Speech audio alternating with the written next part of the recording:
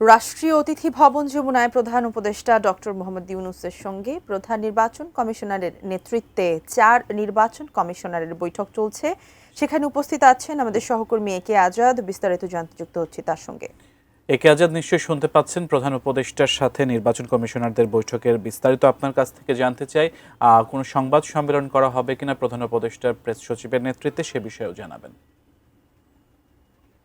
বিকেল ৫টার কিছু সময় আগ থেকেই প্রধান নির্বাচন কমিশনারের নেতৃত্বে ৪ জন নির্বাচন কমিশনার প্রধান উপদেষ্টা অধ্যাপক ডক্টর মোহাম্মদ ইউনূসের সঙ্গে তার রাষ্ট্রীয় অতিথি ভবন যেটি যমুনা রয়েছে সেখানে তারা দেখা করতে এসেছেন। প্রায় বলা যায় যে ৫টা ৬টা পর্যন্ত ১ ঘন্টার মতো হয়ে গেছে এখনকার এই যে বৈঠকটি চলছে।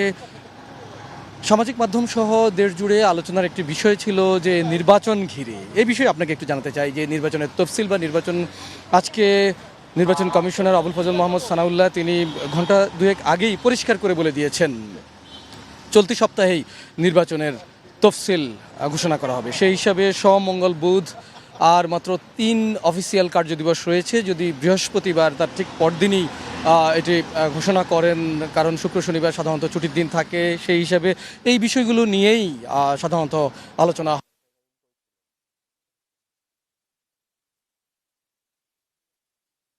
সেই সঙ্গে আরও কিছু বিষয় পরিষ্কার করেছেন নির্বাচন কমিশনাররা আজকে বিকেলের দিকে। সেই জায়গায় বলেছেন যে তাদের যে এখনও পর্যন্ত যে বিষয়গুলোতে তারা আপডেট রয়েছেন সেই তথ্যগুলো যেমনি প্রধান উপদেষ্টাকে অবহিত করবেন, সেই সঙ্গে আরও কী কী লজিস্টিক সাপোর্ট তাদের প্রয়োজন, কোন জায়গাগুলোতে গ্যাপ রয়েছে, সংকট রয়েছে, সেই বিষয়গুলো কিভাবে তারা মোকাবেলা করতে পারেন, অথবা প্রধান উপদেষ্টার কাছে তারা আরও কী কী ধরনের সহযোগিতা প্রয়োজন কোন কোন সংস্থার কাছ থেকে, সেই বিষয়ে আলোচনা হতে পারে। এই প্রসঙ্গে আপনাকে একটু বলতে চাই যে নির্বাচন কমিশনাররা বিকেলে বলেছেন গোপন বুথের সংখ্যা বাড়ানোর বিষয়টি, সেই বিষয়টি কীভাবে আসলে সমাধান করা যায় তা নিয়েও এই বৈঠকে আলোচনা হতে পারে। এছাড়া আইন শৃঙ্খলা বাহিনীর যারা রয়েছেন এই মুহূর্তে নির্বাচনের দায়িত্ব পালন করবার জন্য প্রশিক্ষণ, বিশেষ করে সেনা সদস্যরা যারা, তাদের সংখ্যা কতটা বাড়ানো হবে। এরই মধ্যে যদিও সেনাবাহিনীর পক্ষ থেকে একটি সুনির্দিষ্ট সংখ্যা উল্লেখ করা হয়েছে, সেটি আরও কী পরিমাণ প্রয়োজন, সিসি ক্যামেরার বিষয়টি আলোচনায় থাকতে পারে। এরকম নানাবিধ বিষয় নিয়ে